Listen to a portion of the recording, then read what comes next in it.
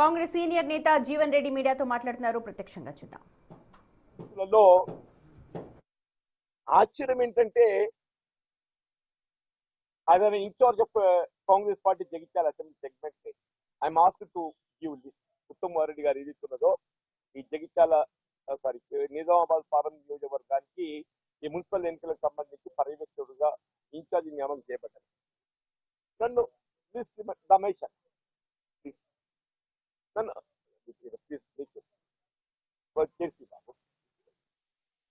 నన్ను లిస్ట్ ఇమ్మంటే నేను ఇచ్చే లిస్ట్ కూడా నేను పంపిస్తున్నాను.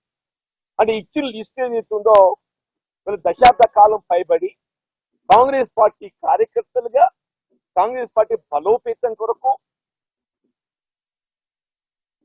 కాంగ్రెస్ నీడన ఉన్నటువంటి కార్యకర్తల నేను ఈ కౌన్సిలర్ ఆశావాహులు అందులో దాదాపు కాబట్టి 30-35 ఏకాభిప్రాయంతో ఒక 10-15 ఏదైతుందో 1-2 పేర్లతో ఏదైతుందో సబ్మిట్ చేశాను. రాయకలితే పూర్తి స్థాయిలో ఏకాభిప్రాయం సబ్మిట్ చేశాను. ఉత్తమ్ రెడ్డి గారు నన్ను అడిగారు. నేను ఒకటే చెప్పండి, అభ్యర్థులు ఎవరనేది అంశం కాదు. అభ్యర్థులు నేను ఒక ప్రతిపాదన నేను అక్కడ కార్యకర్త అభిప్రాయం మేరకు ఏదైతున్నదో నేను క్రోడీకరించి మీకు సబ్మిట్ చేశాను. మీరు ఎవరైనా కానీ కష్టకాలం లోపల ఏదైతుందో ఇవాళ కాంగ్రెస్ పార్టీ నీడలో కాంగ్రెస్ పార్టీ జెండా పట్టుకొని ఉన్నటువంటి కార్యకర్తలు కాబట్టి ఏదైతున్నదో ఇవాళ ఈ కౌన్సిలర్ పోటీ అవకాశం లభించాలని కోరుకుంటున్నారు కదా.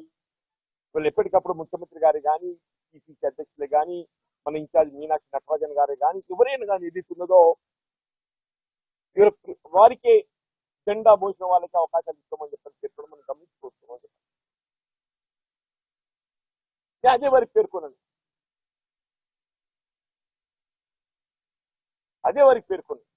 కొన్ని నలుగురు మాత్రమే అసెంబ్లీ తర్వాత వచ్చిన వాళ్ళు అక్కడ కాంగ్రెస్ ఆశావాహులు అంటే మొదటికెళ్ళి ఉన్న వాళ్ళు లేకపోవడంతో between Congress and assembly and parliament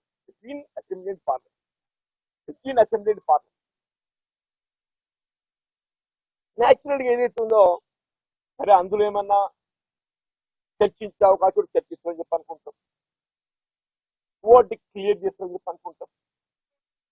ఇలా కాంగ్రెస్ పార్టీ ఒక నిబద్ధత గల రాజకీయ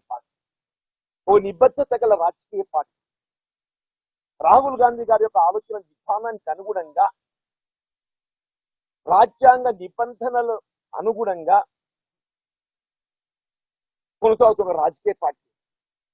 ఆశ్చర్యం ఏంటంటే లేటర్ నాకు నిన్నే తెలిసింది.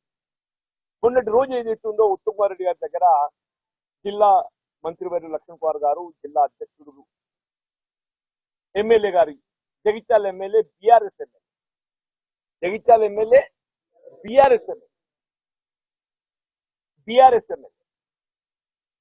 Not only is elected from BRS, the recent party ప్రేమ చట్ట ఉల్లంఘన కింద ఏదైతే నోటీస్ జారీ చేసిన స్పీకర్ గారికి అఫిడవిట్ కూడా ఇవ్వడం జరిగింది. Still is continuing in BRS అని చెప్పారు. వారు మొన్న గాంధీ భవన్ ఎప్పుడైతే సమావేశంలో వారు రావడం జరిగిందో అప్పుడే నేను రేజ్ చేశాను. హౌ కెన్ ఆయన BRS MLA be appeared here అని రేజ్ చేస్తే మీరు అందరూ కూడా గమనించారు. ఆయనను కూర్చోబెట్టి నేను ఇచ్చిన లిస్టు స్క్రూటినైజ్ చేసి నేను ప్రతిపాదించిన లిస్ట్ కాంగ్రెస్ కార్యకర్తల అభిప్రాయం మేరకు ఇచ్చిన లిస్టు స్క్రూటినైజ్ చేసి వాళ్ళు ఏదో లిస్టు ప్రకటించి ఉదయం మా జిల్లా కాంగ్రెస్ అధ్యక్షుడు వచ్చి నాకేదో లిస్ట్ ఏదో ఒక 20 పేర్లు మీరు ప్రతిపాదించినటువంటి ఒక దానికెళ్ళి ఉన్నాయి. నిన్న వాటి 50 పేర్లు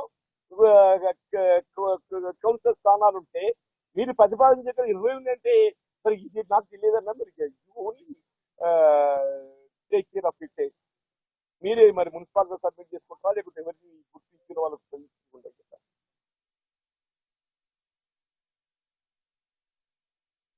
అంటే నాకు ఆశ్చర్యకరమైన విషయం ఏంటంటే వీళ్ళ కాంగ్రెస్ పార్టీ స్టాండ్ బై ఇవాళ రాహుల్ గాంధీ గారి యొక్క ఆలోచన విధానానికి అనుగుణంగా రాజ్యాంగ నిబంధనలకు అనుగుణంగా కొనసాగుతున్న రాజకీయ పార్టీ. వారు దేశమంతా చెప్పంటారు, దేశమంతా జై బాపు, జై భీమ్, జై సంవిధాన్. జై బాపు, జై భీమ్, జై సంవిధాన్. రాజ్యాంగ పరిరక్షణ కాంగ్రెస్ పార్టీ ధ్యేయం. రాజ్యాంగ పరిరక్షణ కాంగ్రెస్ పార్టీ ధ్యేయం అని నినాదంతో ఏదైతుందో కాంగ్రెస్ పార్టీ బలోపేతం కొరకు వారు కృషి చేస్తారు. మరి అటువంటి పార్టీ ఆధ్వర్యంలో మల్లికార్జున ఖర్గే గారు అధ్యక్షులు, రాహుల్ గాంధీ గారు పార్లమెంటరీ ఫ్లోర్ లీడర్, మాజీ ఏఐసిసి అధ్యక్షులు, ఏదైనా ఉంటే మరి అసలు చర్చించాలి కానీ టీఆర్ఎస్ ఎమ్మెల్యే కూర్చుని పెట్టుకుని చర్చించి అభ్యర్థులను ఎంపిక చేయడం అర్థం కాదు. ఎవరు క్రమశిక్షణ ఉల్లంఘిస్తుందా? ఎవరు క్రమశిక్షణ ఉల్లంఘిస్తున్నారు?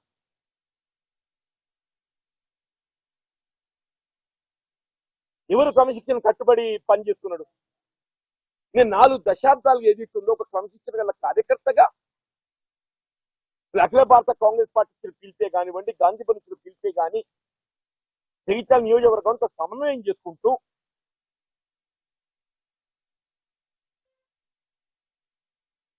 టీడీపీ 10 సంవత్సరాల కాలం since 94 to 2004. 96 I was elected as in the by-election again. 94 election I lost, 96 by-election I won. TRS 2014లో మొత్తం ఉత్తర తెలంగాణలో ఆదిలాబాద్ లో గెలిచి ఒక స్థానం విఠల్ రెడ్డి గారు టీఆర్ఎస్ వచ్చి చేరిపోవడం నేను ఒక్కరిని మిగిలిపోయాను. Whole of north Telangana, Adilabad, Nizamabad, Karimnagar 3 ఉమ్మడి కరీంనగర్ జిల్లాలో. తదుపరి 2019 ఎన్నిక ఎప్పుడైతే నేను అసెంబ్లీ ఓడిపోవడం జరిగిందో, శాసన మండలి ఎన్నిక రావడం, గ్రాడ్యుయేట్ కాన్ఫరెన్సీ, మరి పట్టభద్రులు నాకు రాజకీయాలకు అతీతంగా కాంగ్రెస్ పార్టీ అభ్యర్థిగా గుర్తించి నాకు అవకాశం కలిగింది. 5 సంవత్సరాలు ఏదైతుందో శాసన మండలిలో ఒంటరిగా పోరాటం చేసిన ఏకైక సభ్యుడి నేను చెప్పంటున్నా. ఏకైక సభ్యుడి, ఒక క్రమశిక్షణ గల కాంగ్రెస్ కార్యకర్తగా. ఇవాళ ఏదైతున్నదో జగిత్యాల శాసన నియోజకవర్గం, జగిత్యాల మున్సిపాలిటీ కానీ, రాయకల్ మున్సిపాలిటీ కానీ ఏదైతుందో